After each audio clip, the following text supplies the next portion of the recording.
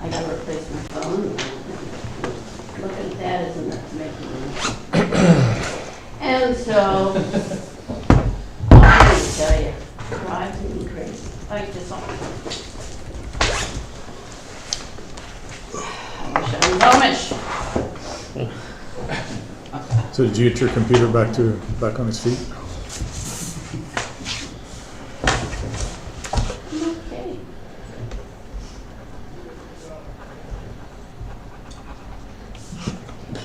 Janelle? Everybody's tired of the heat. It's just. I don't think so. I don't think she heard me. What? Did you get your computer back on its feet? Or whatever? One of them, yes.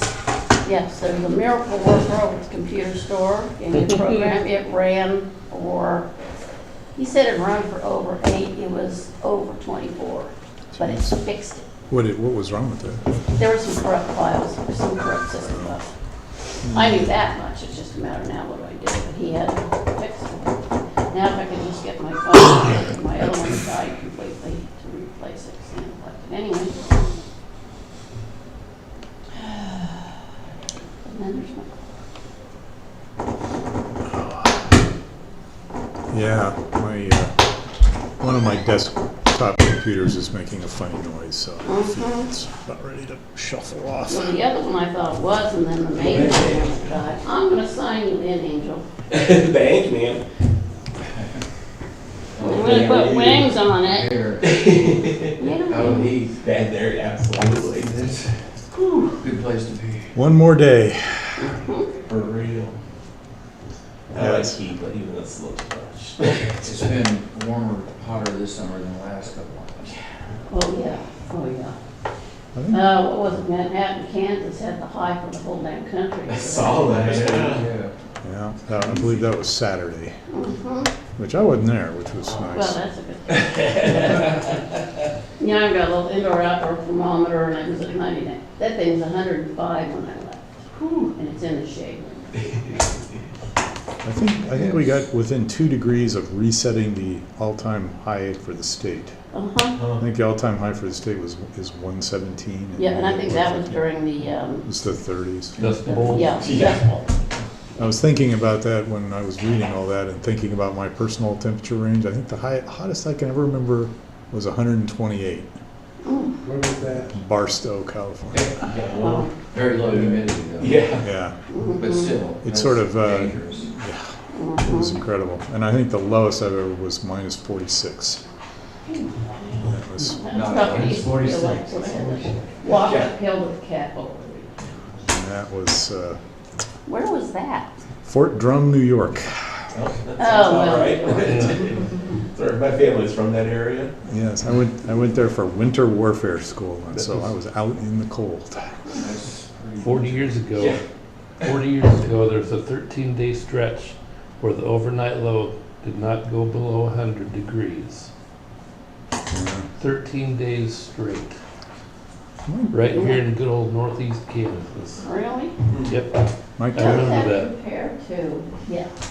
I've gone into the 120s. I couldn't quote you an exact high, but Oh, yeah. well into the 120s. He was talking to When you tomorrow. were overseas, that Yeah, wasn't, yes, it wasn't that yes. recent. No, it wasn't that brutal. Yeah, I mean, that's the difference. There was a, one humidity reading was like 96.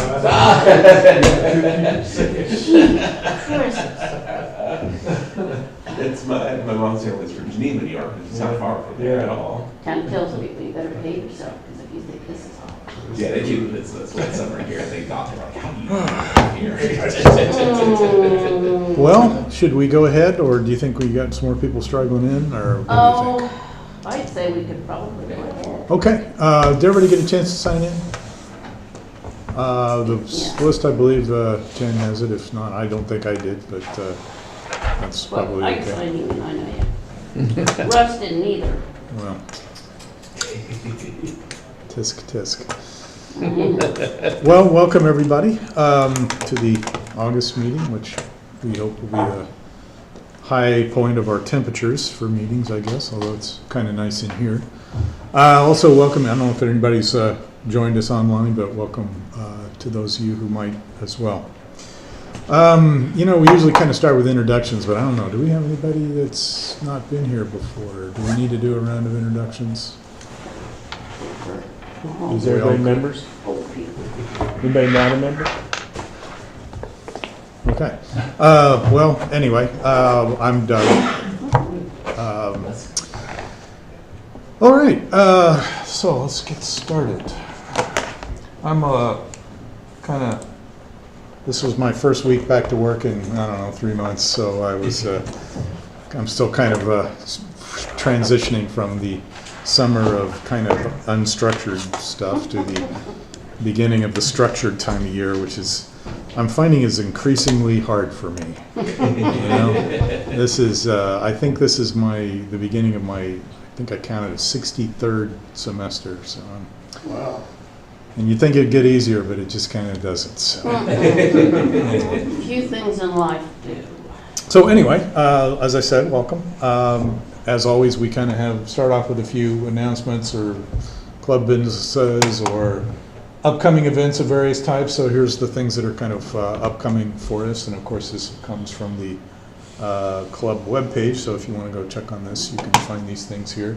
The next public night is September 9th. The last public night, as I recall, we were clouded out, right? But this is the schedule one.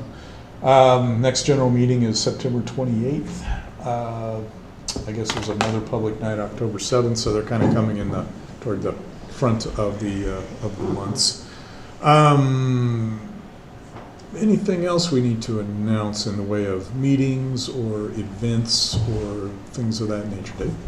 I was out at Farpoint last night helping Gary with something. Most of you know they have construction going on out there. And a few times I've been out there, they've had very large security lights that cover the construction equipment they leave. And I've spoken to the superintendent about it about a month or two ago. He didn't really know anything about it. I had been out a few times where they weren't on, but last night they were on. And I did not contact the district today because they started school today. I'll work on that. But if we can't get those turned off or have access to turn them off, we won't be able to hold a public night, even if the skies are clear. So I'll update you. But if you don't check the website and you just go off what the cloud cover is, this time you may want to check our website because we may have to cancel because of the lights. Okay. And when is that construction supposed to be? Well, they still have a lot of work to do west of the school on the baseball and softball fields, and they are going to try to do that before winter kicks in. Mm-hmm. So there's many months ahead. So anyway, just wanted to let everybody know that I'll get to work on it in a little bit in a few days. Let them get through school and all of that stuff. Yeah. And I'll try to meet with the construction foreman. I may just drive out there and try to catch somebody, but I'm guessing they're getting power from the press box or the concession stand. And I believe the superintendent would give me a key if that's how I have to turn it off, is through those locations. So just a heads up, check before you head out under clear skies, check the website. What's the internet status out there? I know we are still down, but is there any movement on Internet's that? still down. They've purchased, if you guys don't know, we paid out of our own coffers about $1,600 to have a guy run a cable from the school up to us. And the school's been very nice with us on this, using their internet. So we had a sweet setup of super high speeds going out to Farpoint because they have fiber going into the school now. But during construction, they ripped it up with bulldozers as they graded where the baseball and softball field's going. It took us a while to figure out that was the reason we lost internet, but the superintendent's been very nice. He says, we'll order parts, we'll get it to you. We're probably gonna try to just shoot you a signal. So the parts came in a week and a half ago. But their tech guy only installed about half of what has to be installed. So it's gonna be wireless? Well, if we can get a signal from what they think will work. So we still don't know. We used to have a wireless signal came from this school, and it wasn't that great. So it'll be wireless. I'm not sure what equipment they've bought. I've talked to Russ about it, but we'll see what happens. The guy who did it had a family emergency, and then he came back Monday. The superintendent told me he felt it would be up by Wednesday. I knew that was wishful thinking for several reasons, one of them being they're starting school today. And that means the tech guy is super busy, handing out Chromebooks for all the kids and just, all of that stuff. So, and it's been super hot out to be outside installing that stuff. So we've got clouds coming in, the moon's getting, starting to light up the sky. So we have a few weeks, but I figure next week I'll start knocking on their door, finding where Is the contractor gonna replace the cable? Nope. So this is the permanent solution is wireless? Well, it's the going solution. Well, If it doesn't work, then we're going to be talking about splicing our cable together. And for the record, we did have the cable marked, but, Well- I've been through this when I was at Washburn. Yeah. They would come and just tear up crap. They didn't pay attention to flags work. Well, we didn't have flags on the cable. We sent them pictures. I thought we did have that. We put them down. No, we didn't. They didn't flag it. And so anyway, All right. and even if they did flag it, the way they needed to grade the fields, just because of topology and drainage of water and stuff like that, that may have been didn't matter. So anyway, that's where we're at. We can still do public nights with no internet. It's just the security light lights up Farpoint. So Okay. That's- Speaking of a significant outlay of money, most of you probably know this already, but sometime, what was it, about 2 months ago, the air conditioning at the observatory failed. I'm sure this is by now, you've heard this already. And we had to replace it at a cost probably about the same as what it cost to run the internet cable.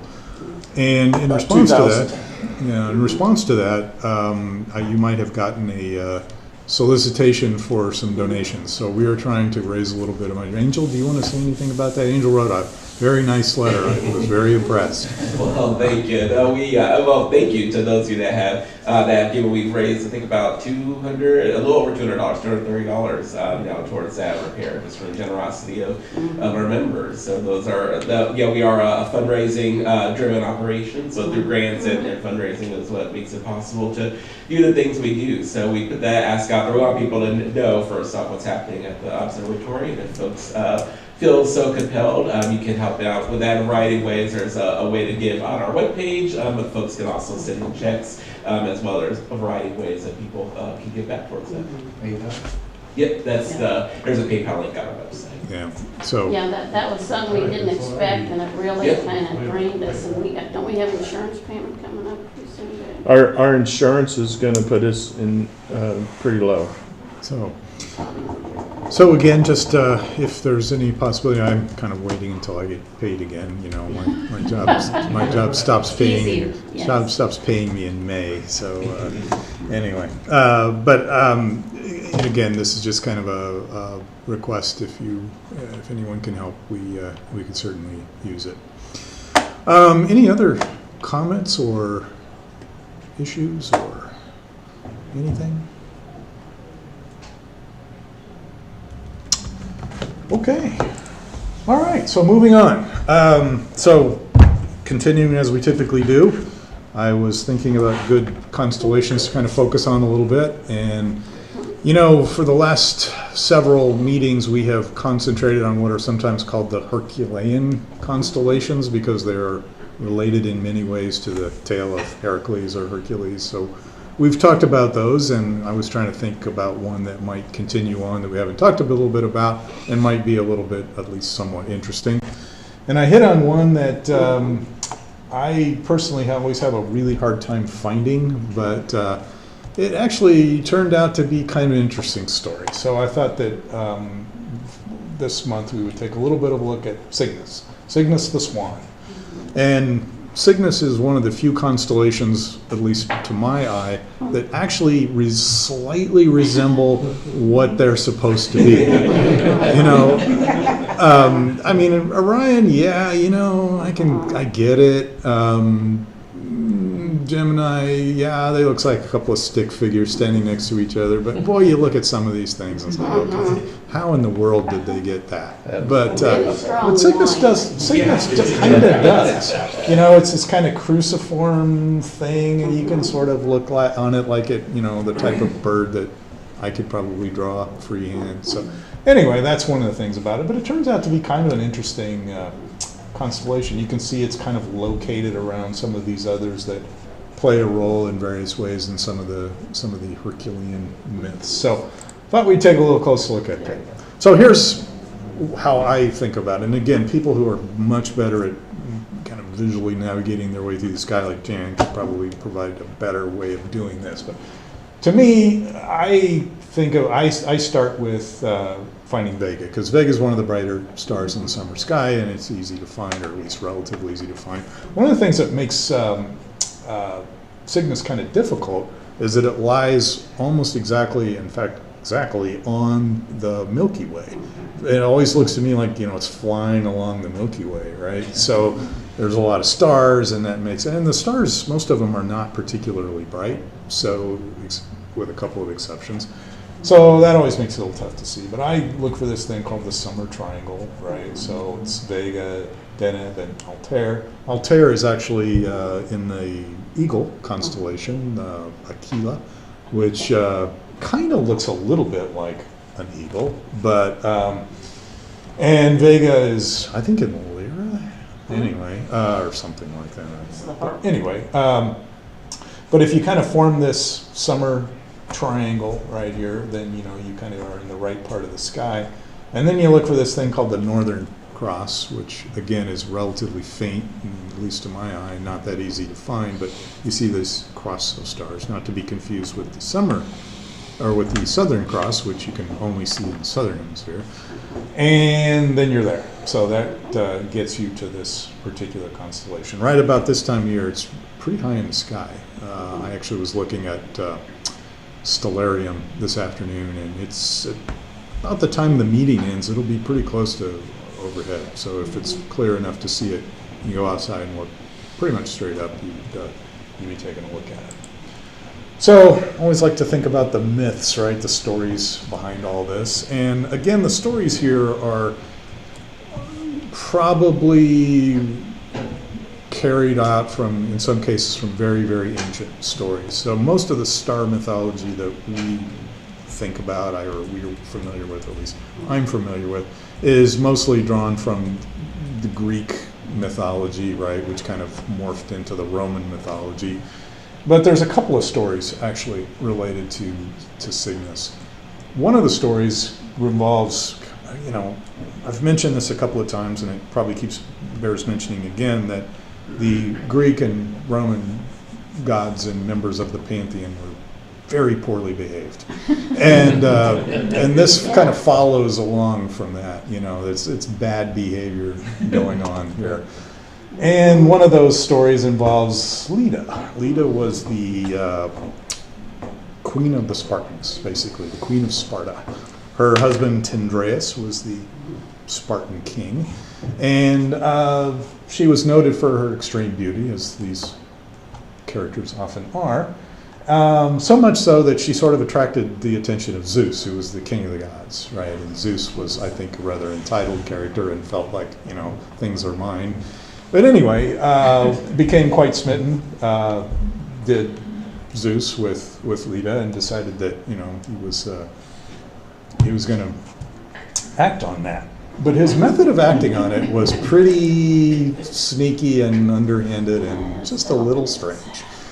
He decided that his way of attracting the attention of Leda was to disguise himself as a swan and then fake him fleeing from the eagle, right? So the Kila is right next to, the constellation is right next to it. So these are both kind of in the same part of the sky. And that would endanger the sympathy apparently of Leda, which led to a tryst between the two, which is weird, right? I'm not exactly sure why a swan, but anyway, you know, we won't delve too closely into all of that. Anyway, of course, the result of that was that Leda gave birth to 2 sets of twins in the mythology, and there's a lot of variation on these things. The twins, I wrote these all down so I wouldn't forget.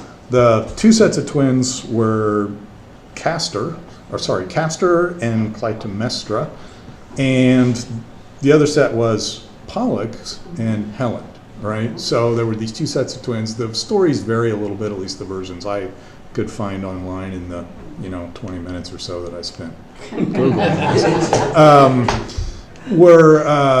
were that the one set of twins were the children of Tyndareus and were mortal, and one set of twins were the children of Zeus and were immortal. And the immortal ones were Pollux and Helen, and the mortals were the others. Of course, Castor and Pollux we've met before, right? They're the twins. Gemini the constellation Gemini represents them. Helen, of course, is Helen of Troy, right? She became the reason for the Trojan War. She was captured by a Trojan named Paris and carted off. Also, again, an extreme beauty, probably inherited it from her mother. And that's what precipitated the Trojan War. And so some of the mythology involves her brothers, Castor and Pollux, saving her from the clutches of Paris. And this is a famous painting from the French school. Nobody knows exactly who painted this, but it was painted in 1817 that shows the boys saving their sister from the clutches of the Paris. But of course, many myths came out of the Trojan War, the Trojan horse being one of them, of course. So kind of a captive thing in the mythology of it. So that's one version of the myth of how Cygnus came to be. So the constellation represents, Zeus disguising himself as a bird. There's actually another version of the myth which is rather different, but it involves still the Greek pantheon. And this involves, again, bad behavior. In this case, it's bad behavior by the son of the god Helios, who was the god of the sun, of course. The Roman version would be Apollo. And we know Apollo, Helios drove a chariot, right? The chariot was drawn by these horses, and it pulled the sun across the sky. And it was a very important job, right? Pretty critical job. And very difficult to do. The horses were very hard to drive. And Phaeton, the son of Helios, probably when he was a teenager, decided he wanted to drive. And probably drove the way many teenagers do, because he drove so badly that he, in some cases, got too close to the earth and singed the earth, and that's how the deserts and the dark and the burned places came to be. And then got too far away and froze parts of the earth, and so that was the story about how the cold polar regions. And there's a few variations on that also include some things about the appearance and race of various people, which I think we best not go into. But that was, but this behavior of Phaeton's, of his very poor driving, got to be so disturbing to Zeus that he fired a thunderbolt and killed Phaeton, and knocked him off the chariot, went into a river, I forget. And this was very disturbing to one of his friends, Cygnus. So Cygnus begged Zeus, please help me help poor Phaeton is knocked off and in the bottom of the river. So Zeus made him into a diving bird, into a swan, so he could dive down in the water, rescue his friend. And Zeus apparently was so impressed by Phaeton, or by Cygnus's courage and the depth of his friendship that he enshrined him in the sky. So that's the other version that I could find of how the constellation Cygnus came to be. So whether or not any of that stuff are the only versions of it, I don't know. But those were the two versions, again, that I could find from a relatively brief search through the mythological literature. As far as what you can actually see in Cygnus, again, one of the characteristics of it that it does lie along the Milky Way. So there's a lot of stuff in it, right? Because if you look towards Cygnus, you're looking back into the galaxy, right? You're looking right into the middle of it. So there's some pretty interesting stuff that one can take a look at. It's a pretty prominent, should be a pretty prominent constellation for a little while yet. So you can go out and take a look at it if you're inclined to do so. It's not a lot of particularly bright stars, as I said, but there's some interesting ones. And one of the more interesting stars, at least to my way of thinking, and one of the more famous ones, at least among astronomers, is this one, 61 Cygni. Anybody know what that's famous for? It's not a very bright star, right? The 61 says it's like the 61st brightest star in the constellation, right? So it's obviously not very bright. It is famous because it was the very first object that the distance was calculated to. This was in 1835. This was actually before it was even really possible to do a lot of photography. So it was calculated through visual observations, and it was calculated using parallax approaches. If you remember a few months back when we talked about the distance scale, parallax is one of the ways of doing it. Parallax is where you kind of look at how far something appears to move in time, and that's related to how far away it is. So 61 Cygni, which is right there approximately, was the first star to which a distance was calculated. And that would have been a pretty incredible accomplishment back in 1835 when this was done. That would have been like, if there was a Nobel Prize in those days, whoever did this probably would have been a pretty strong candidate. And there it is, right there. You can see it's actually a double star. Here's another kind of interesting first that we sometimes associate with Cygnus. Cygnus X1 was the very first interstellar X-ray source ever found. You can't see X-ray sources from Earth, right? The magnetic field of the Earth directs X-rays away from us, which is really good because you don't want to get a lot of X-rays on your body, right? They are very powerful, very energetic, and not good for you. So you have to detect X-rays from above the atmosphere.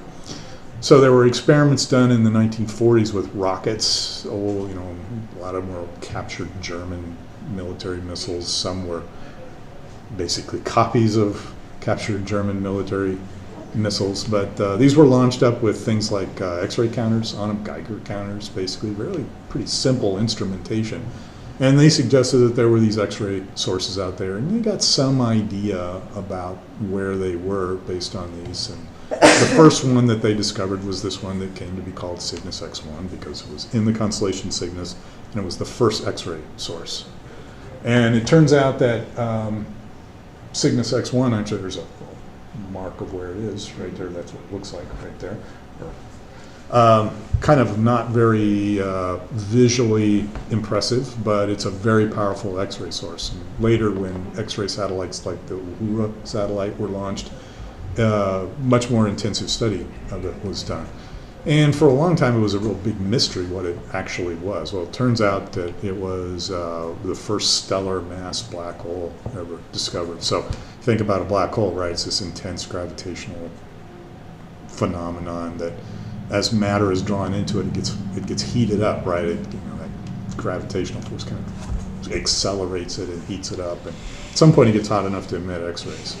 So Cygnus X1, here's what it would look like if you were close to it. It also has these jets associated with it, right? And those jets have been pretty intensively studied.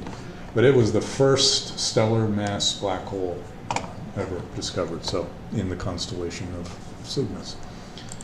In terms of stars that are kind of interested in it, this is one that's kind of pretty and you can see it really well through binoculars. This is one that looks pretty good in telescopes too. This is Albireo. I don't know if binocular double is a official category, but I always think of stars like this, you know, you can, at relatively low magnifications, you can separate the members. So there's a nice picture of it right there. It's really pretty. It's got, I think, a blue Blue and member yellow. and a yellow one. And Or they're a gold. real pretty combination of Yeah, stars. out at Far Point years ago, we had some Cub Scouts out there and they decided to call it the Cub Scout Star. Okay.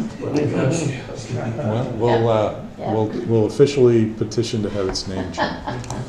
The thing that's nice about that is, you know, you don't always pick up colors like that, you know, when you're just looking at it, but that one, the colors are very distinct. Yeah, it's really, it's really blue. Yeah, the blue one is Yeah. really blue. Mhm. Anyway, so that's one of the kind of interesting stars that you can see.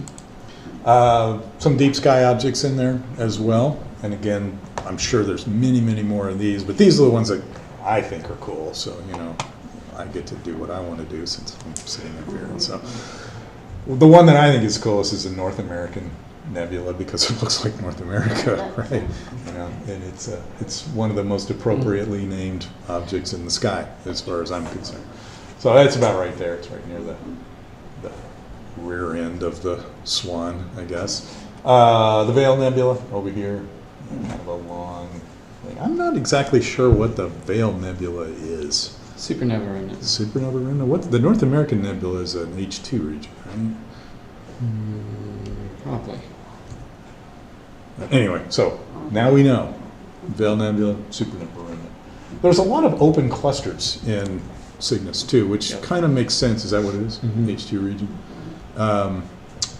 It makes sense that there's a lot of open clusters again because this is looking back into the main body of the galaxy, right? So there's, you know, places where star formation has occurred, and you got this cluster of stars there.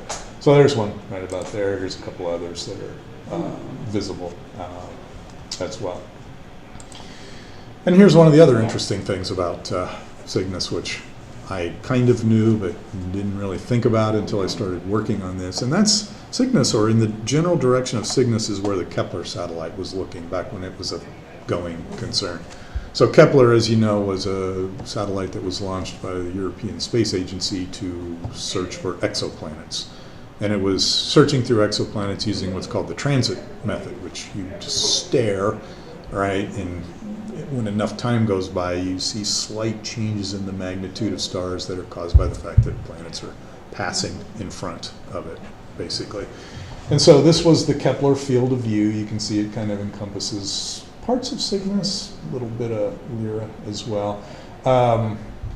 So consequently, there's a lot of exoplanets in Cygnus, or a lot of the exoplanets that have been discovered are technically in the constellation because that's what the Kepler satellite was looking at. I don't know. Last time I checked the numbers, there were something like 1,900 confirmed ones from the Kepler satellite. So there's quite a few, and that kind of tells you something as well, right? If there's 1,900 confirmed exoplanet candidates in this little patch of the sky right there, and that's probably 1,900 and counting. There's probably more than that. Then think about that. You know, extrapolate that out to how big the sky really is. And of course, again, this was chosen because it's a target-rich environment. It's looking back into the, but nevertheless, this, you know, probably suggests that, you know, exoplanets are exceedingly common. So here's one of the exoplanets. I could have probably talked the entire night about just exoplanets from the Kepler system. This is one I thought was a little bit interesting because this was Kepler 47. It was the first confirmed case of exoplanets around a binary system. You know, so there was always some question about whether you could have a stable planetary system in a binary system. At least in this case, there is, or at least it's stable enough that, you know, it was there long enough to be discovered. So there's a comparison of that in our solar system. A couple of planets lie within what would be considered the habitable zone, the zone in which it's possible to have liquid water, basically. So that's a possibility as well. Okay, so one other thing that is kind of note, I think, about Cygnus is that it's one of the summer meteor showers. Is the radiant is in Cygnus. That's the Kappa Cygnus. So the Kappa Cygnus there, you can see where the radiant is right about there. the Kappa Cygnets kind of tend to get overshadowed a little bit by the Perseids because they go on at about the same time. And it's not unusual, even though they're not really necessarily in the same part of the sky, it's sometimes not unusual to get confusion between them because a lot of times they're going on at about the same time. So if you ever want to, you know, differentiate between the two, I mean, the most obvious clue is that the radiants are in quite a different part of the sky, but you also tend to notice a different behavior among them. The Perseids tend to be kind of diagonal when they pass through, and in many cases kind of grays, right? So you get those long passes through the sky. The Kappa Cygnets tend to be a little bit more upright, a little bit more vertical as they pass. So if you see a shooting star, if you see a meteor in the summer sky, and it's more or less vertical, that's probably not a Perseid, that's probably a Kappa Cygnet. And there's another shower associated with it as well, but it's not a summertime one that radiates from this constellation as well. So one of the other kind of interesting things about the, and again, this is, I think when I checked positions of things last night, that the radiant of this will almost be very close to the zenith tonight, but right about the time we finish up here. So I don't know what the cloudy conditions will be, or if it'll be just too damn hot to spend any time looking up, but could be a possibility. They should be visible. Typically, they become visible, or they start becoming visible late in July, and in some cases it will remain visible into September. So there should be at least some. Okay, so that's a little look at some of the stuff in Cygnus. And as always, if any of you have a favorite constellation and you want to present something on it, I would be more than happy to oblige. If you want to send me your choice, and I can do it. But I'd be interested in, you know, what you think. We're getting into the time of year when I think the sky's a little more interesting. I find the autumn and winter skies to be the more interesting ones. But if any of you got a constellation you are particularly fond of, you want to put together a little presentation on it, please feel free to do so. Because the last thing I ever want this all to become is like the monologue, you know. So, you know, please feel free. Okay, questions or comments? Would you, if you back up a couple of slides, there's a couple of other little constellations in there that I talk to people about that they seem to. Which ones do you want? Keep going. There. Nope. There.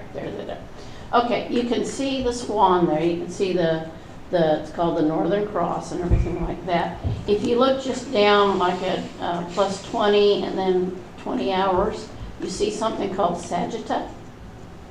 It's a little bitty thing. It's not real bright, but it actually looks like the name Sagitta means arrow. Means what? And it really looks like that. Oh, yeah.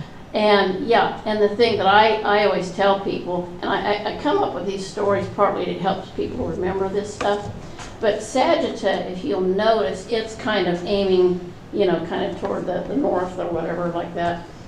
And then if this was the sky, over here on this wall would be this constellation, Sagittarius the Archer.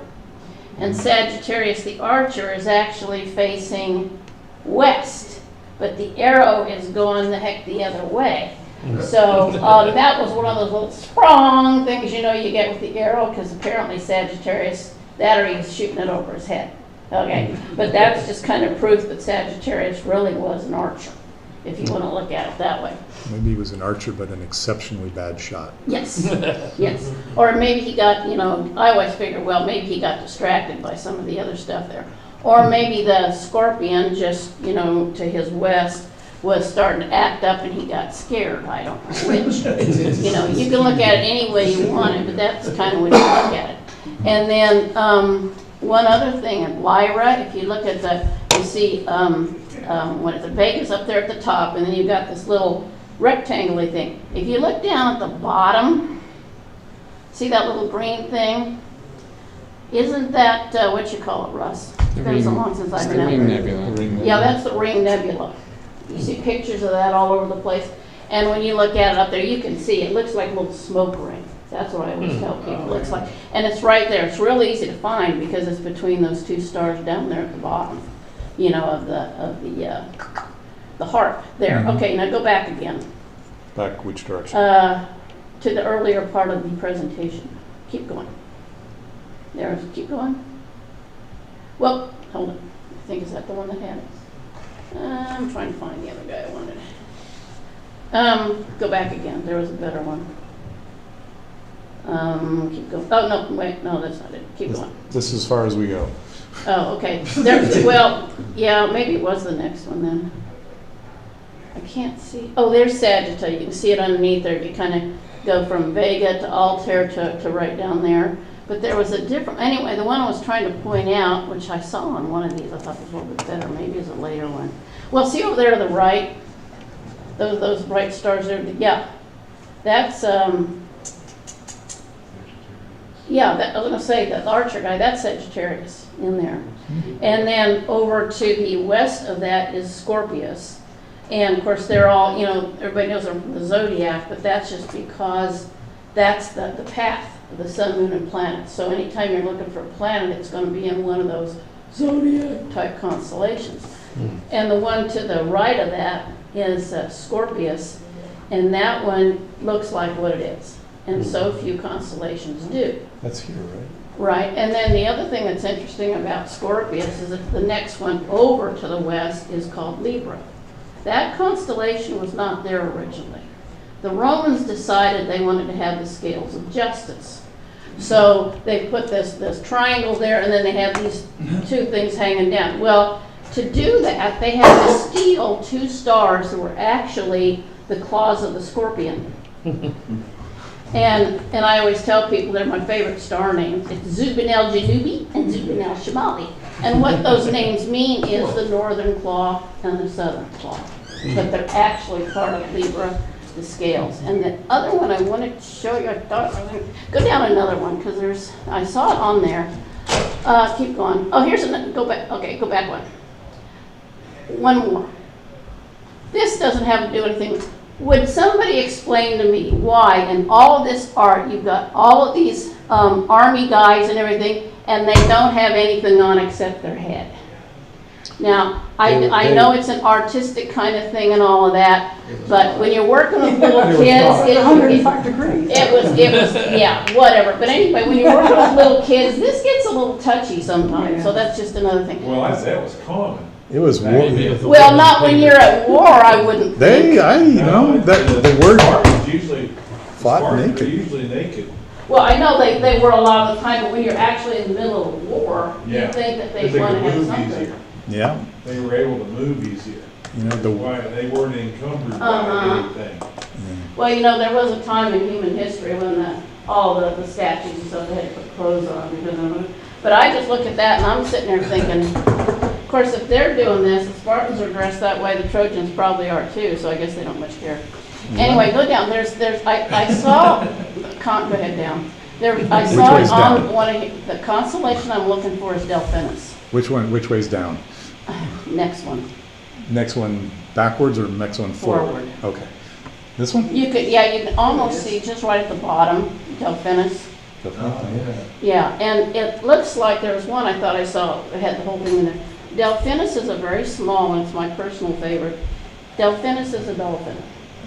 And it looks like a little, kind of flattened little four-sided lozenge shape.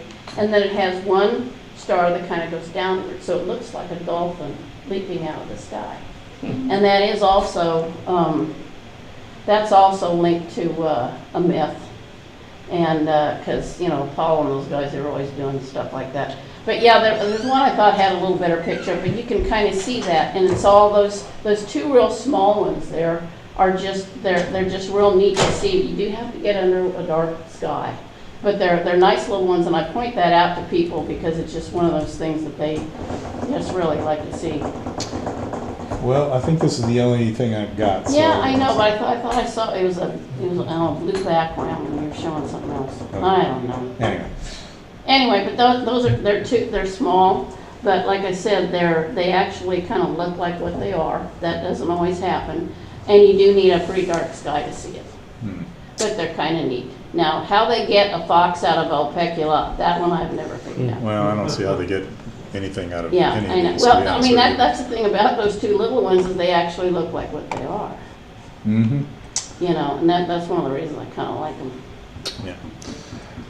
All right, other comments about Cygnus? There he is, back out. One more. There, see, to the right of the Veil Nebula label? That's Delphinus. See it right there? It's a little lodge shape, and then you can see his he's a little bit underneath the Milky Way, or else you could say he was leaping out of it. But he was maybe just in the shadows, or the shallows, I should say. Looks kind of like a tadpole to me. Yeah, but there's no myth about tadpoles, and there is no myth about so, you know, It's not as big. Right. Maybe there's- you gotta get the story in there. Maybe there should be. I mean, there's an underrepresentation of tadpoles and frogs, so. That's, well, yeah, that's fine with me. Anyway, all right, so, Okay. other. So like I said, anybody got a constellation? Maybe we can do some of these little guys here, but if you got a constellation, let me know. All right, so, I'll give you one other myth link. okay. This is a modern Is that like the thing. mything link? I did not say that. I mean, I know I got problems with not quite that bad. The thing that's about Cygnus, when it's kind of rising, you know, early on in the season, you can kind of see that swan pretty easily. Later on in the year, like in the fall and winter, it goes over there to the west, and it's like standing on its nose then. And it looks just like the Roman cross, right? And this is a sort of a Christian link, but when that thing, that cross is standing upright in the west for 1 week around Christmas, to the other side of the sky, you see the constellation Cancer. It has a little star pronounce it Praesepe. It's also called the Manger. And the week around Christmas is the only one when you can see the manger and the cross on the side of the sky at the same time. I'll have to look for So that. there you go. Okay. I have all these little things. You should be. I have been there, done that, thank you. I actually always find the myth stuff really interesting, you know, Yes. but I rarely ever have a huge amount of time to delve into these things. Anyway. Okay, all right, so this month, you know, we've been doing some sort of, I don't know, presentations I think have kind of leaned towards things that were far away for a while. And so last month, I think we did the planets, right, which are a little closer. And I thought, what about the closest thing of all? And, you know, something I think gets a little bit overlooked sometimes, weirdly enough, tends to get kind of lost sometimes. So I thought a good topic for a late summer presentation is the moon. So one of the reasons why I'm kind of interested in the moon, and this is probably true for some of you as well, is the very first thing I ever looked at through a telescope. And how many of you was it the very first thing you ever looked at through a telescope? I imagine probably some of you, right? I think I was probably, 7 years old or so, and I wanted a telescope really bad when I was 7 years old, so my grandfather bought me one, and, first thing I did was go out and point it at the moon. And it was, pretty fascinating thing to look at. I kind of knew what it would look like because I'd seen pictures and stuff. But the other thing I think is really interesting about the moon is that it plays a really huge role in a lot of things, right? Very important. And plays a huge role in history, it plays a huge role in mythology, it plays a huge role in kind of regulating the Earth system, basically. So it's very important. Tides, all that stuff, right? And it's a little bit of an unusual natural satellite as well. So I think it kind of bears looking at a little bit more closely. And it's actually really pretty cool looking, all right? I mean, it's just a very interesting thing to look at. So we'll take a little bit of a look at the moon. And first of all, a little bit of nomenclature. So is the moon, with an M capital, or is it the moon with a lowercase m? And the answer to that is really it's both. It's kind of both. But the official name of the moon, according to the International Astronomical Union, is the moon. You sometimes hear it referred to as Luna, right, which is, I believe, a Roman, Latin word, right? Just like you sometimes hear the sun referred to as Sol, right, the basis for solar, and the Earth is Terra, and all that. But those are not the official names of it. You know, it's the moon, sun, and the Earth, which gets a little bit confusing, I think, because there's a lot of moons. But we apparently, in our centric way of looking at it, the moon is the moon. So we will continue to refer to it as the moon, even though it's also a moon. And also, as I said, it plays a lot of, it's just because it is such a bright object, and by far the brightest, most prominent object in the night sky, has become just very important down through history. It's considered a god in many cases. Geologists, in some ways, actually think of the moon as a planet, right? It meets the geological definition in many ways of what a planet is. So astronomers think of it as a moon, geologists more like a planet. It's used as a timekeeper, right? It's used as a calendar. So lots and lots of ways in which the moon kind of penetrates our culture. The other thing that I've always kind of found interesting about the moon is it kind of has this two-part identity as something distant and unattainable in one sense, although we've attained it, and at least, as a species, we have attained it. It still kind of carries that, right? We still think of the moon as sort of, shooting the moon, right, as doing something very improbable. But it's also familiar. It's very familiar to us, to the point where in some cases we almost overlook it.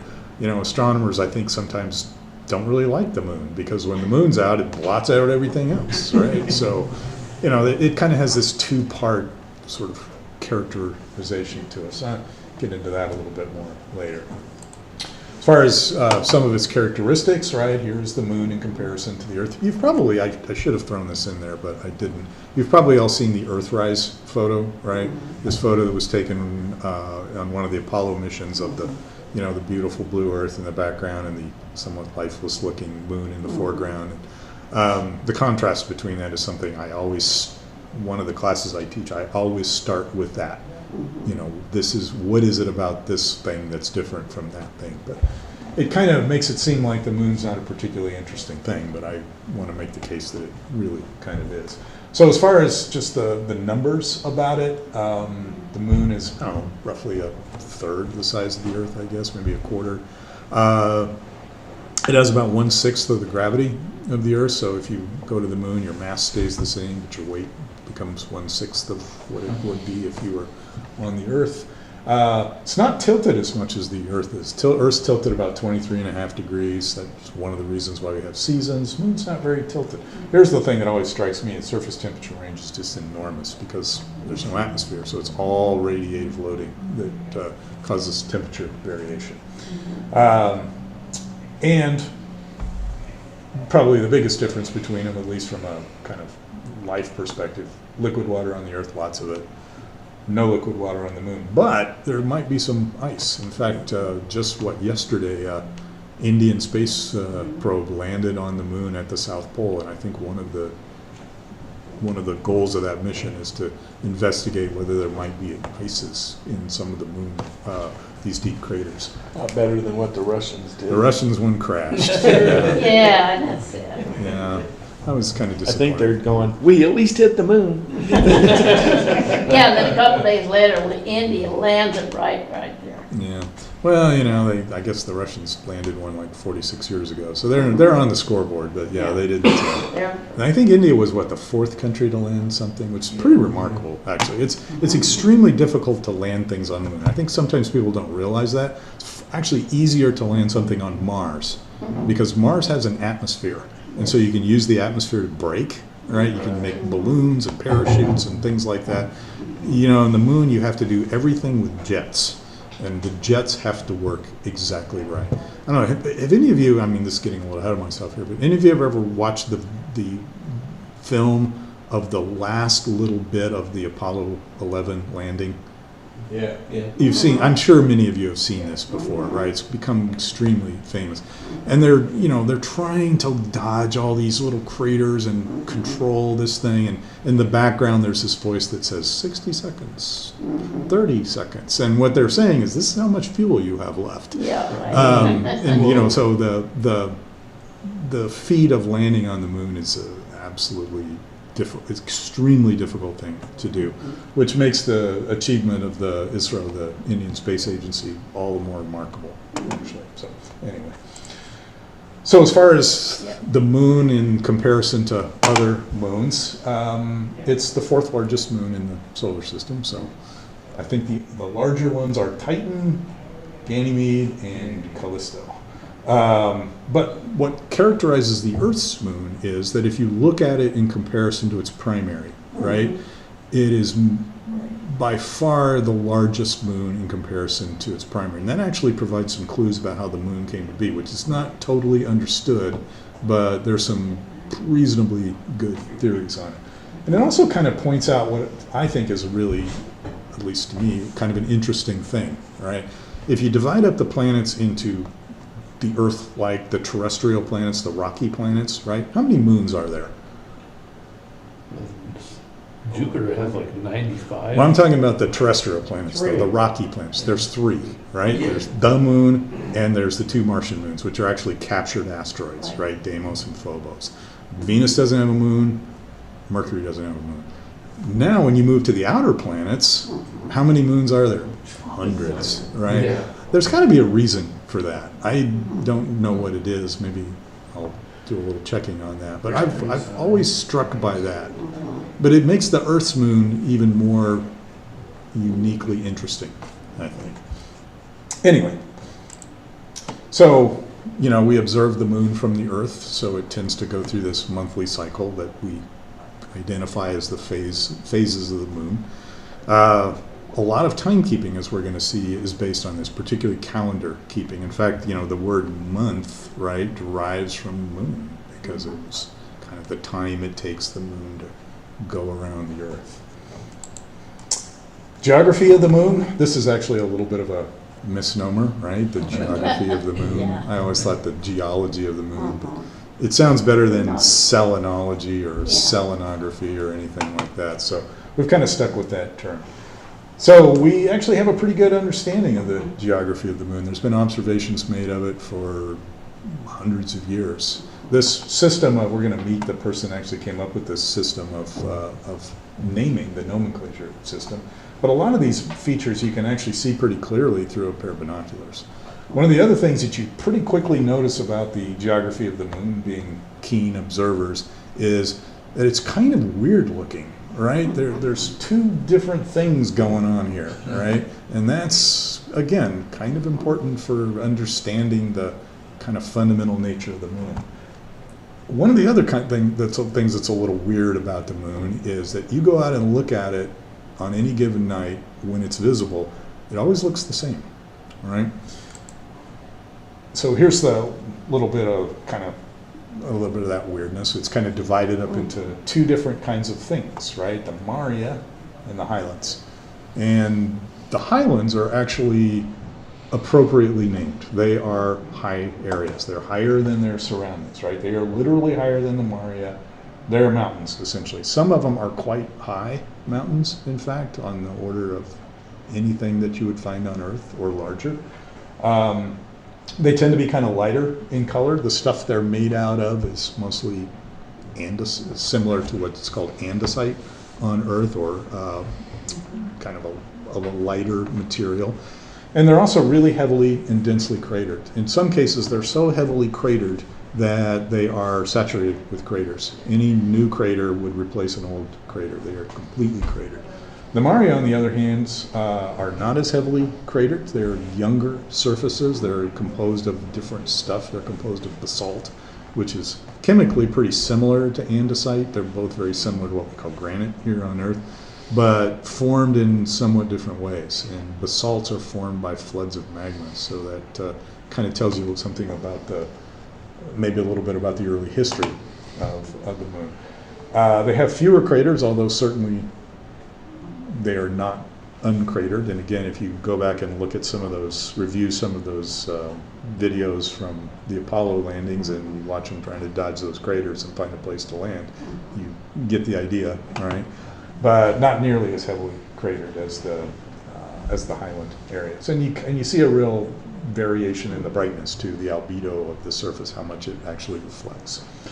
The other thing that you notice pretty quickly about the moon is you see the same side all the time. Has anybody ever seen, you're looking at one, but prior to this, do you ever see a picture of the other side of the moon? The first time I ever saw a good picture of the other side of the moon, I thought, what in the hell is this? Because it looks just drastically different, right? So the near side and the far side, of course, as Pink Floyd was kind enough to point out back in the early 1970s, there is no dark side of the moon. It's all dark. But they look rather different from one another. And I don't think, at least as far as I can tell, that's not totally understood why that's the case. But there are some kind of operational hypotheses out there. But they look quite different from each other. The Maria on the near side, very little of that on the far side. So if you ever get a chance to travel to the far side of the moon, which I imagine is probably a little too late for me, but some of you may make it someday, it would look a little bit like this. So one of the big questions is, why is it that we always see the same side of the moon? And that turns out to have kind of an interesting and a little bit of an intricate answer, but it basically comes down to something that's pretty common anytime you got massive bodies orbiting each other. You get this thing called tidal locking that happens. So what happens in the case of the moon, and this probably happened very, very early in the formation, because the moon would have had to be a little less solid than it is now for this really to happen, is that even though moons and planets are solid objects in a way, under the force of gravity they can be distorted in their shape.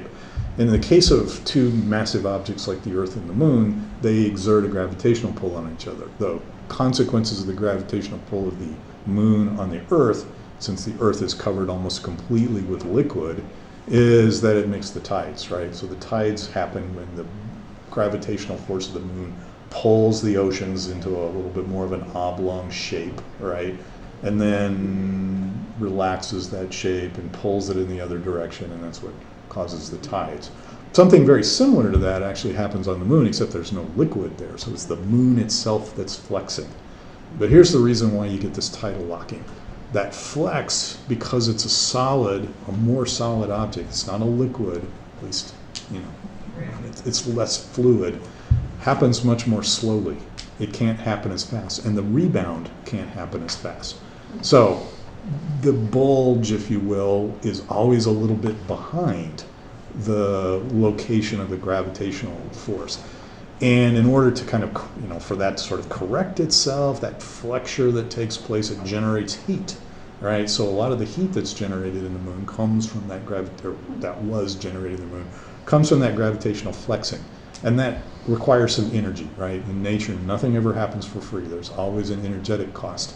So the energetic cost of this back in the time when the moon was becoming tide-locked was that it continually sort of slowed the rotation of the moon down until eventually it came into alignment. It came to like a minimal energy state where there was no longer any available energy. And when that happened, the two became tidal locked. They became facing one another. So the moon always faces, that same face of the moon always faces the Earth because of that tidal locking process. Now here's where it gets kind of interesting. The tide process is still happening on the Earth, right? Anybody's ever spent a little time on a coastal area, you know that, right? Tide goes in, tide goes out. The energy that is involved in that is coming out of the Earth's energy budget. One of the things that does is affect the gravitational interaction between them, which is one of the reasons why the moon's getting further away, right? So every year the moon gets a few more centimeters away, and that's going to continue. Eventually, the Earth will become into energy equilibrium with the moon, and it'll be tide locked too. So there'll be a point sometime in the Earth's future, far in the future, I'm guessing, where the Earth will become tide locked to the moon as well, and they will always, the same sides will always face each other. So if you live on the side of the Earth that is facing the moon, you'll be able to see it.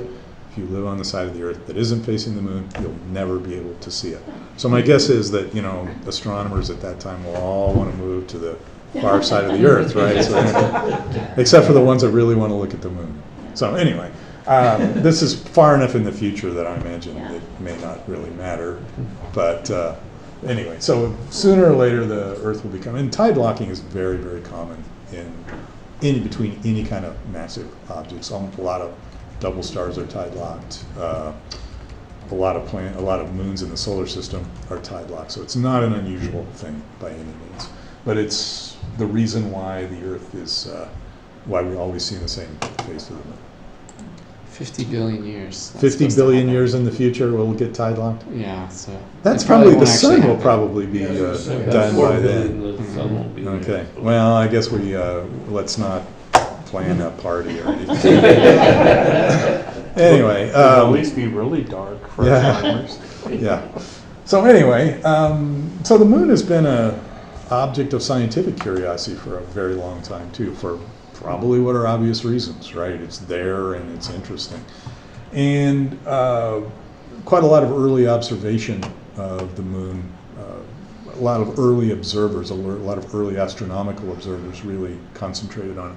A couple of the ones that are kind of noteworthy, one you've probably heard of, one maybe not, were Thomas Hiriot and Galileo, right? Galileo Galilei. Of course, Galileo is the more well-known of these, but both of these gentlemen were very active observers and telescopic observers. So they were some of the first people to really telescopically observe the moon.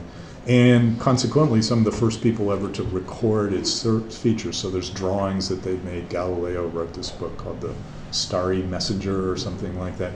Got him into some trouble, right? Kind of, I think, was on trial for heresy.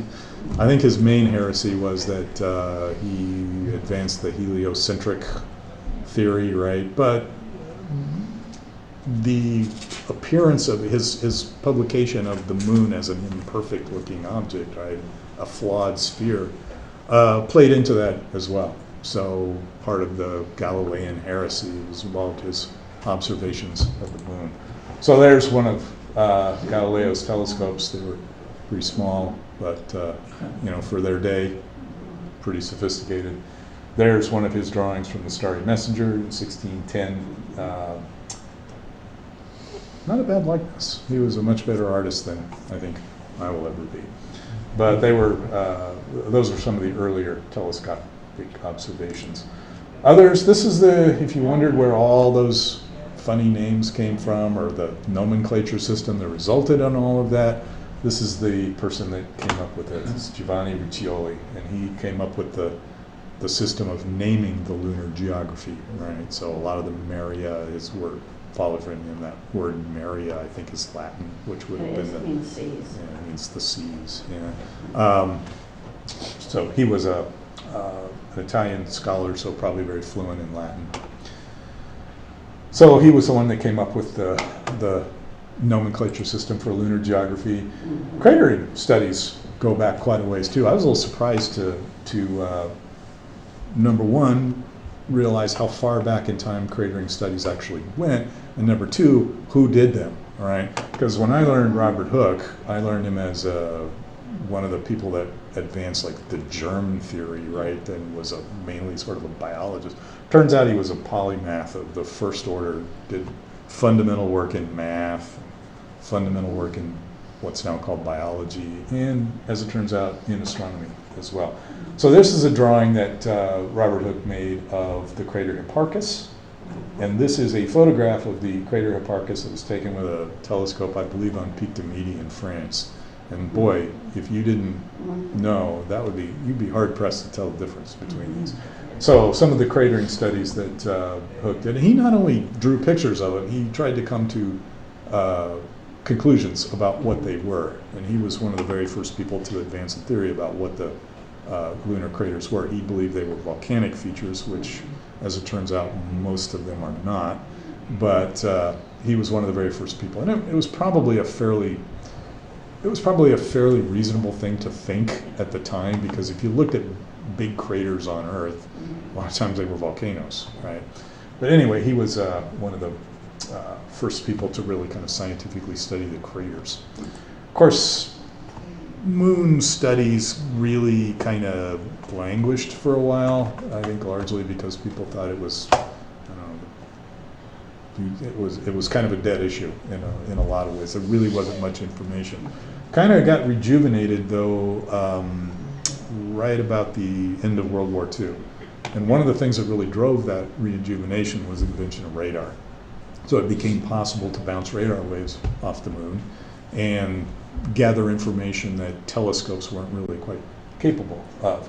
So radar arrays were used to study the moon. And then of course the thing that really got the lunar studies going was the space age, right? So starting in even before Sputnik, but particularly after that, it became possible to send things to the moon. And that's really where a lot of lunar science got kick-started.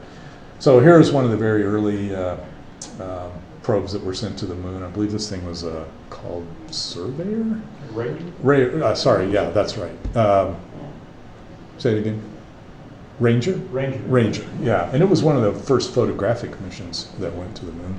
One of the first things that the U.S. landed on the moon was Surveyor. And the Surveyor probe was actually then visited later by Apollo 12, right, the second lunar landing. So they were able to land accurately enough to go and visit this thing, and actually brought samples back from it. So pieces of it were brought back to kind of study. So these things kind of advanced understanding of the moon. Of course, what kind of really advanced understanding is there's been a lot of visitation to the moon, right? These are all the Russian missions that landed, right, through the 60s. These, of course, were unmanned. Chinese missions here, including one on the far side. Here's the U.S. missions, and of course, the thing that probably kick-started this more than anything else were the manned missions, the crewed missions. So there were 6 successful landings on the moon, starting in 1969 and ending, I believe, in about 1972. And the samples that are brought back, which are still under very active study, really tremendously advanced it. You know, there's a tendency sometimes, I think, to think of the moon landings as being kind of a Cold War stunt. And in some ways, that's not all that wrong. But there was some tremendously important science that were done in these as well. So Apollo lunar science, I think, is a legacy that is continuing to go. And as the missions progressed and became more sophisticated, the quality of the geological observation and scientific observations were made got better and better. Any of you ever watched there was a series on HBO some years back called From the Earth to the Moon? I think Tom Hanks created it. It's a really good series if you're interested in space history, which I am. There was a great episode, I actually watched it last night, trying to get a little bit of inspiration, called Galileo Was Right. It's about the Apollo 15 mission, which was the first one where the astronauts really trained very intensively with geologists. And there's these great scenes of this geologist taking them out to, train these astronauts who were, they were pilots. They were incredibly intelligent men, right? But not scientists really, and got them interested in science. And it's a great show, but it also reflects a reality that there was some really excellent geological work done. In fact, in the very last of the Apollo missions, there was a geologist on board, a guy by the name of Harrison Schmitt, who was a PhD in geology, who became an astronaut, actually went through all that, learned to fly jets, because that was something they thought you needed to do, and maybe he did. Anyway, so this was a tremendously important legacy, and a lot of what we know, and a lot of I'm using the royal we here, a lot of the information we have about how the moon came to be, theories could be either accepted or rejected based on the samples that were actually brought back. So these have become just extremely important for understanding. So there's where all the Apollo landings took place. You'll notice that they are all pretty close to the lunar equator because that's where it was easy to land. And NASA was not about to, you know, kill some astronauts doing something funny like trying to land at the poles. Some of the more recent, or some of the more upcoming lunar missions, the Artemis missions, there are plans to actually land at higher lunar latitudes, which will be pretty interesting. The Indian probe landed very near the South Pole, which is quite a feat, right? It's the first time that's ever been done. All right, so there's the kind of representation of that, right? There's where most of the landings have taken place, where it's kind of easy to land, I mean, relatively easy. And then the Chandrayaan landing sites are down here. By the way, that Chandrayaan-3, the one that landed, was a previous version of it had crashed. So, you know, the moon I maintained think the its... Russian one was also aiming toward the pole. Yeah, they were trying to get to the South Pole too. All right, so how did we get to have the moon? This is a question that is, as far as I can tell, has never really been definitively answered. And it may not actually be possible to really answer this question because to know all the details, you probably would have had to watch this happen, and it happened some billions of years ago. But there's been a few theories proposed down through the years. The ones that really were kind of at least scientifically, the most scientifically viable were what we call the fission theory, which is the moon basically broke off from the Earth. The capture theory, which was that the moon was originally somewhere else in the solar system, got too close to the Earth, got captured, became a satellite. And what's come to be called the giant impact theory, although it should be giant impact theories because there's more than one of these.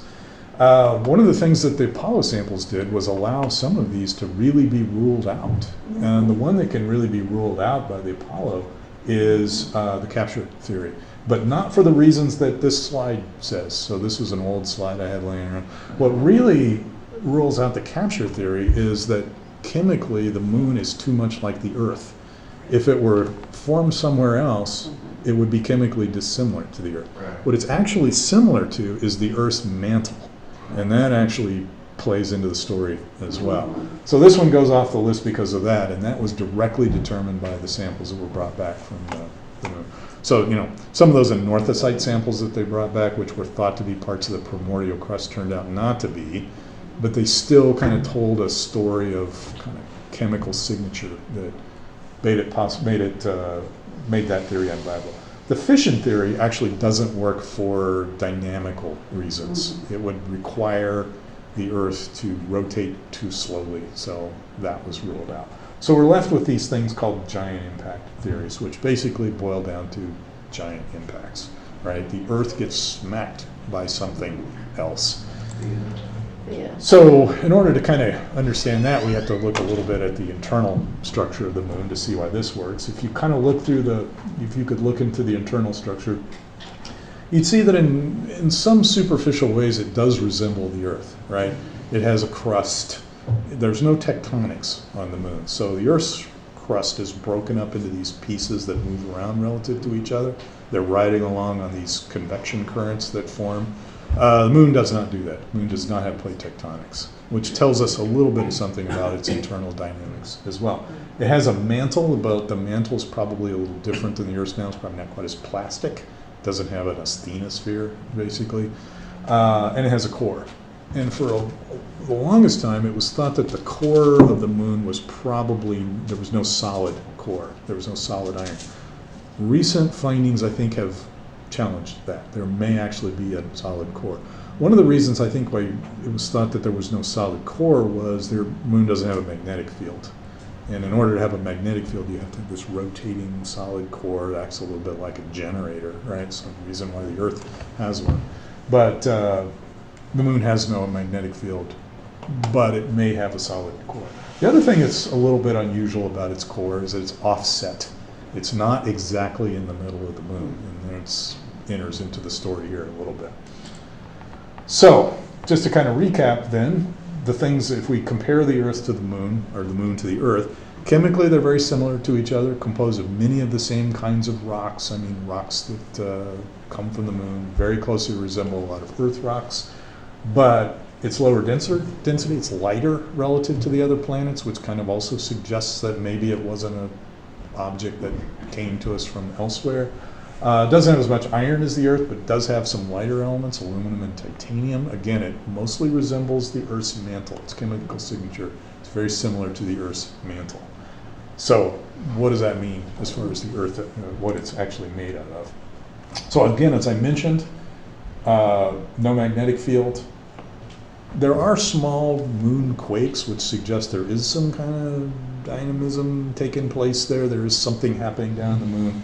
But it's got this kind of small, slightly offset core, by which I mean, if you measured the distance from the surface down to the middle, down to the core, it's a little bit bigger in one direction than it is in another. So what that all probably boils down to is that the best theory, at least the way I understand it, of how the moon came to be are what are called these collision theories. These are sometimes collectively referred to as the Theia theories, because this body that supposedly smacked the Earth is referred to as Theia. In some versions of it, it's basically about the size of Mars. In other versions, it's even bigger than that.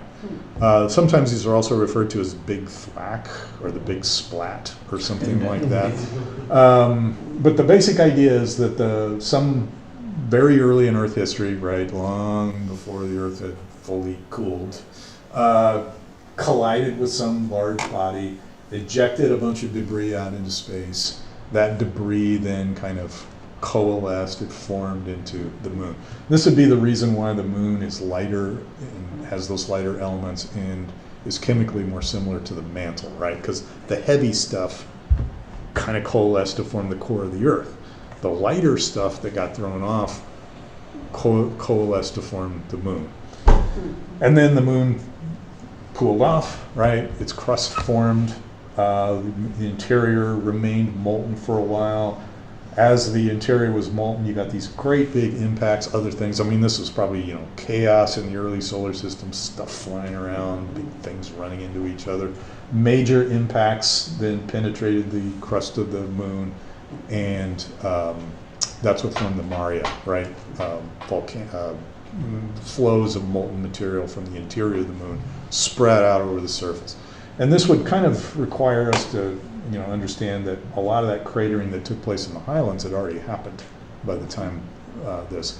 It also kind of begins to explain why the Maria are only on the Earth-facing side, because at that point, the two objects were probably tidal locked already, and that offset core meant that the distance between that molten material had to travel was not as great on the Earth-facing side. So the Maria kind of formed in response to that. So that's all became to be called the Big Splat. The problem with the Big Splat, or at least the Big Splat that involves a collision between them, is that it can't explain there's a few things it just can't explain. One of the things it can't really explain is that offset core of the moon. So a more recent theory has come along, which I don't know exactly what to call it, but it is a collision theory, but instead of it being a splat, a head-on collision, it's a glancing blow from a larger object. So something came along, kind of grazing, not grazing exactly, but didn't hit a trick. So that's what these bottom scenes, this is the big splat, right? Something hits directly, stuff gets out, forms. Here, there's this kind of offset collision a little bit, and the process forms because of that. And it does explain a little bit of the moon's internal structure a little bit better. So this is one of the things. Although recently, there's been other theories that kind of challenge this. So this is probably one of those questions that, there'll be theory after theory and revision after revision, and nobody will ever really know the answer, right? But still, it's fun to think about. So probably, though, the moon came to be something that involves big things running into each other.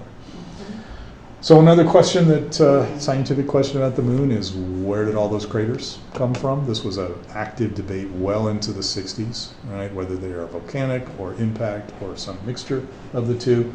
The current thinking is, or the settled thinking in a lot of this, is that mostly they're impact craters. There are some volcanic features on the moon, but for the most part, these are impact features. So this is how you can get some volcanism on the moon, but for the most part, these are impacts. There may be some contemporary activity, volcanic activity. There's been hot spots discovered that could be remnant volcanic features, so probably see those as well. Here's a little bit about the origins of the Maria, right? Some object strikes the moon, makes a crater or a impact feature big enough to go kind of below the water line, if you will, for all that molten material. And so it kind of seeps up and forms the Maria. So one other question is, why, again, I kind of got to this a little early, but why are the two hemispheres so different? And it probably relates to that offset core, right? The fact that there's just a different dynamic on the closer side. So from the angle that we face it, there's probably a little bit closer to us, and that may kind of explain why we see these two hemispheres. Again, whether or not that's a viable theory is not something I really have enough expertise to feel like I can weigh in on, but that's it. I have read or heard something about, in defending the whole impact theory, was that the crust is thicker on the far side of the moon, and that also kind of worked into that. Yeah, it's just, there's just more distance and thicker stuff on the far side. Yeah. Which, even if there was some volcanism and something hit that, it's not going to. It wouldn't have penetrated through it quite as much. Yeah. Okay. Yeah. So, other questions involve how old the craters actually are, which is actually kind of a question that's relevant to a lot of planetary studies, because as it turns out, in dating the impact craters turned out to be not a particularly easy thing to do, but there was a probe launched to the moon called the Lunar Reconnaissance Orbiter some years back, and it contained a thermal sensor. It actually could detect thermal radiation, and very cleverly figured out ways to date these craters in terms of what's called their thermal inertia, which is how big their temperature swing is in response to radiation loading, basically. And so older craters would have a lower thermal inertia, newer ones would have newer craters would have a greater thermal inertia, older craters would have a lesser one. So what this led to then is a kind of and again, I apologize for this sciencey diagram here, but it turns out that there's kind of epochs of cratering, right? The Highland craters are really, really old ones, and the Maria craters are much more recent. But what I think is really interesting about this is there are craters on the moon, and Tycho is probably the most prominent example, which is that very large crater that's very easy to see if you look at the moon through almost anything, correspond in age very closely to a lot of terrestrial craters. So probably the bombardment event that created that affected the Earth as well as the moon. These bombardments up here, these Highland craters, were part of what was called the late heavy bombardment, and so the ages of this correspond to a lot of the ages of the older cratered surfaces of Mars as well. So this was probably just a time of really intense crater. So that's a little bit about the moon, the science of the moon. But one of the things that I kind of wanted to get into a little bit when I talked about the moon is that the moon is very interesting from a science perspective and an astronomical perspective, but it's really interesting from just a human experience perspective as well. And I kind of wanted to talk a little bit about that. And I picked this slide to do this because I used to have this dog named Kaya, who was a Malamute. I don't know if you've ever seen a Malamute, but they're kind of these dogs that look like wolves, basically. Kaya was a great dog. And the first time I ever took her outside when there was a full moon, this remains fixed in my mind. I had to take her outside to do her business, and she looked up at the moon and started howling. And it just sort of struck me that, this is this innate, probably very ancient reaction to the moon on the part of this dog to start howling at the moon. And it made me think about phrases like howling at the moon, right? It kind of, people refer to that as sort of behaving a little bit crazy, So the moon really occupies a position in our minds that we may not even be aware of its importance. So every time there was a full moon, Kaya and I would go outside and we would howl at the moon. It was kind of a bonding ritual that we had. But it kind of points out just the importance of the moon as for more than just a science object.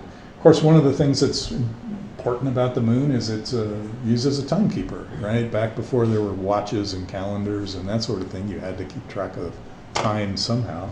And the moon was a pretty good way of doing it, particularly the phases of the moon, to the point where some of the most ancient things that have been found in archaeological sites are, in some cases, prehistoric sites, deeply prehistoric sites, are moon calendars. And these come in a lot of different civilizations as well. This is a Chinese one. This one, I believe, is Mesoamerican, right? Look at this. This is one of the oldest representations of a calendar ever found. It's a piece of bones, piece of antler that has been marked with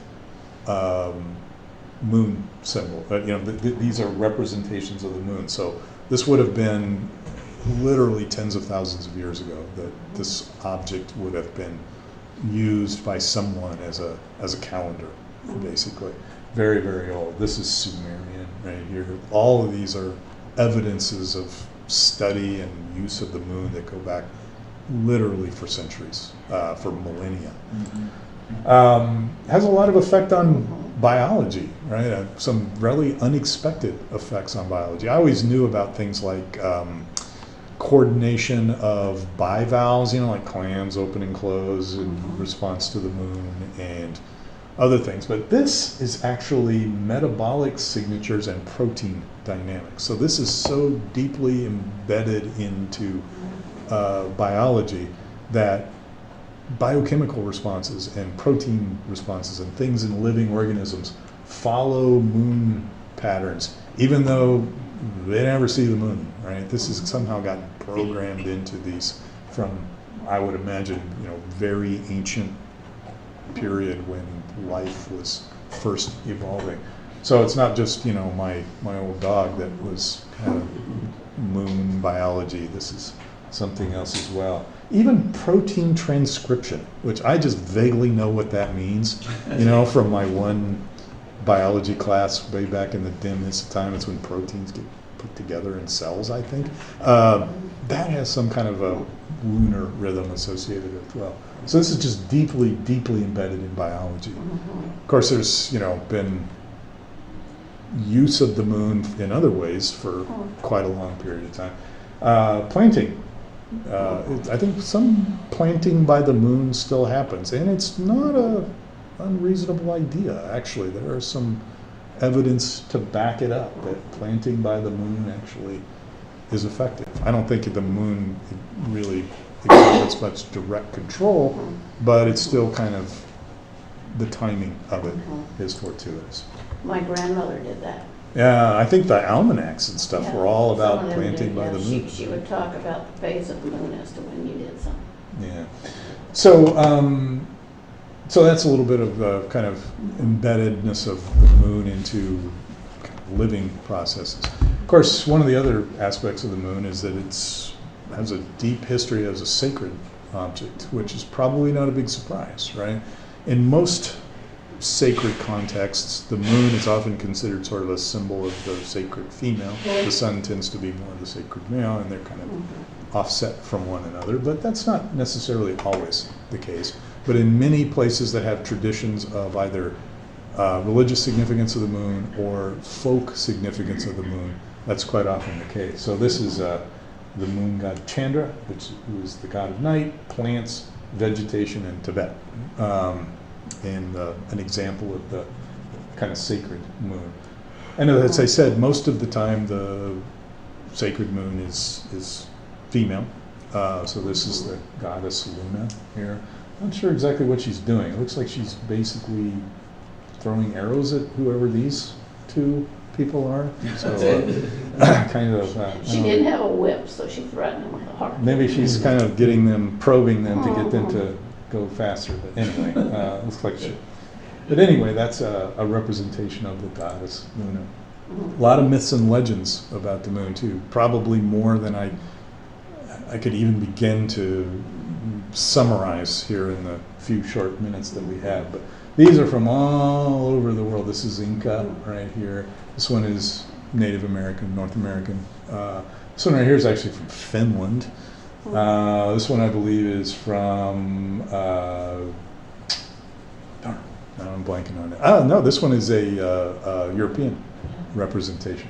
And again, you can notice that they all are female, which is something that tends to follow along with moon legends. Of course, not all moon legends are necessarily goddesses. Some of them are pretty creepy, right? That's a werewolf, right?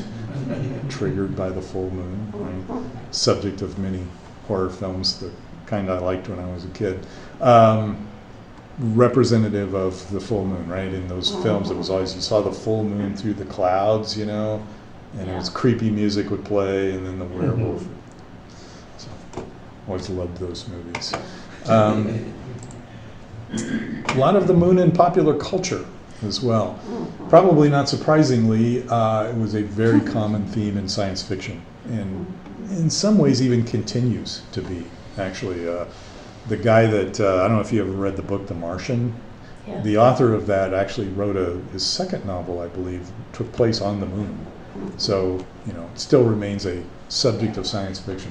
This is one of the very first movies ever made, and it was a science fiction movie, right? The Voyage to the Moon. And had that famous scene of the object, the space capsule landing and kind of penetrating the moon, and the moon's expression changes. But this, I believe, was made in 1905, so it was quite a long time ago. Here's a much more recent science fiction film, 2001, and a lot of its major action takes place on the moon, right? H.G. Wells wrote a rather famous book, The First Men in the Moon, which became a pretty good film of its own, actually, a couple of them. One of my favorite books when I was in high school was The Moon is a Harsh Mistress by Robert Heinlein, which depicts the moon as a penal colony. Basically, the Earth decided to send all of its criminals to the moon, and they form a society there, which interesting read. You ever get a chance to see this movie? It's pretty interesting. It's just called Moon. And the activity that this particular person who is on the moon is engaged in is mining. And I'm going to circle back to that one a little bit. So very popular very important in popular culture and science fiction. Pretty important in music as well. There have got to be hundreds of songs about the moon, right? Of course, the Pink Floyd album, Dark Side of the Moon, one of my favorites from high school. Moon River, lovely song from Breakfast at Tiffany's, right? Fly Me to the Moon, Frank Sinatra, who can forget, no matter how hard you try. So yeah, there's just a lot of songs about the moon. There's tons of popular culture movies about the moon, right? Moonstruck, which is a movie I've not seen, but am being strongly urged to by members of my family, so I'm kind of looking forward to that. Paper Moon. And again, one of the things that I think is kind of interesting about all of these depictions is they depict the moon as this distant, kind of unattainable thing, and yet familiar as well. And that the moon always has this kind of dichotomy to me. This was I don't know, anybody ever see Joe versus the Volcano? Yeah. This was a scene from it, and it's a pretty good movie. It's an odd movie, but a pretty good one. But it has this great scene where he's adrift on the ocean and this giant moon rises and he's awestruck by its beauty, basically. So it's a very affecting scene in the film that kind of reinforces that idea of the moon as this sort of important thing. So, are we going to go back to the moon? Been hanging fire on this for quite a bit of time, right? Last human being to leave the moon. Anybody know who it was? Pop quiz. Everybody knows the first one, right? Eugene Cernan was the last person to stand on the moon. And that was in 1972. So it's been quite a number of years now. But there are pretty solid plans, and not just by the US, actually. There are pretty advanced plans by the Chinese Space Agency to send astronauts to the moon. Japan is perhaps moving in that direction as well. So this is probably, we might be on the brink of a kind of another era of human exploration of the moon. The first crew mission that's supposed to return to the moon is the Artemis 2 mission, which I believe will happen next year.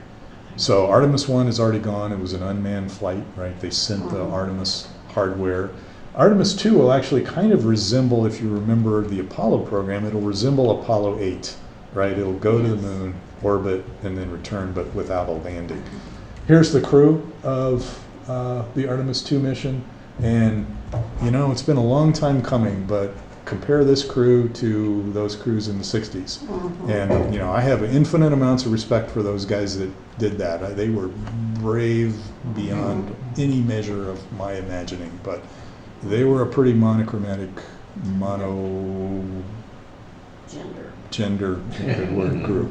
So it's kind of good to see that maybe we get some other people headed up there as well. So I'm kind of happy to see this. And Artemis 3 will probably land. Again, that's contingent on Artemis 2 succeeding, but the plans on this are pretty well advanced. So it looks like we may have some lunar landings happening maybe within the next 2 to 3 years. Of course, kind of one of the things that always comes into play is, why go back to the moon? And is there any reason for it? And this was a pretty active debate for a long time, even during the 60s.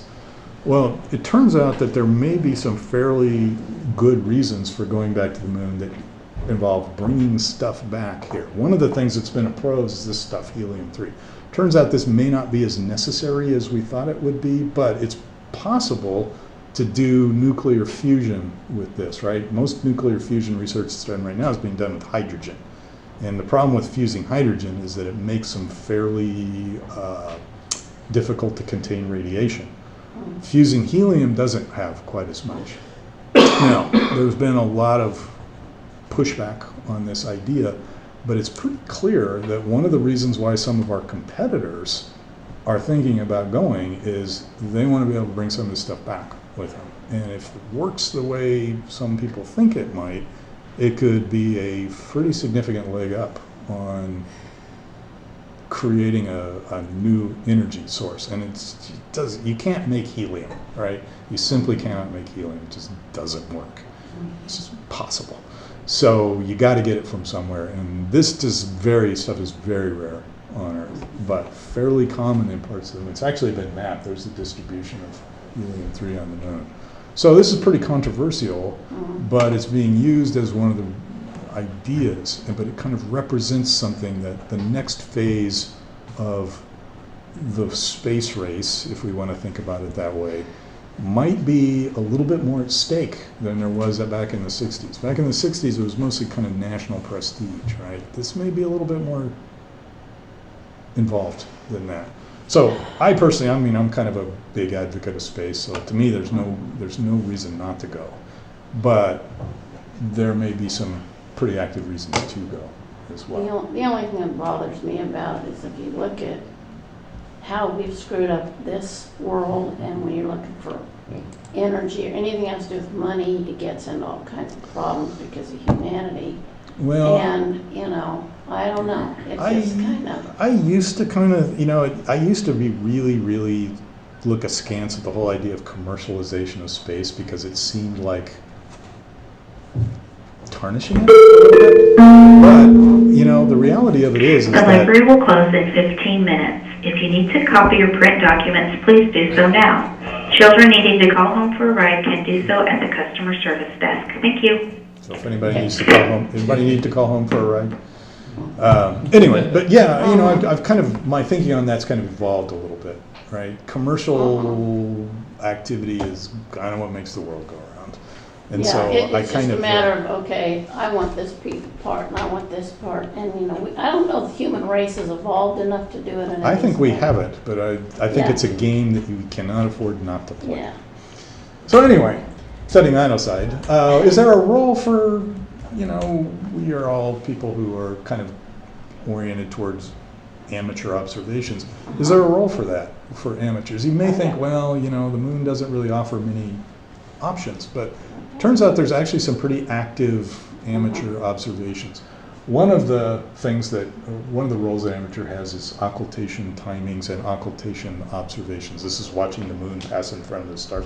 There's actually one tonight. I think Yeah. Antares is being occulted. Yeah, it's, by the moon. it's In about behind 30 the moon minutes. right now, So, yeah. so this is and there are amateurs who time Yeah, these a lot things of- because you get yeah. very, very useful information. Another thing that some amateurs involved in are transient lunar phenomena. These are basically meteors hitting the surface of the moon. They make a little flash.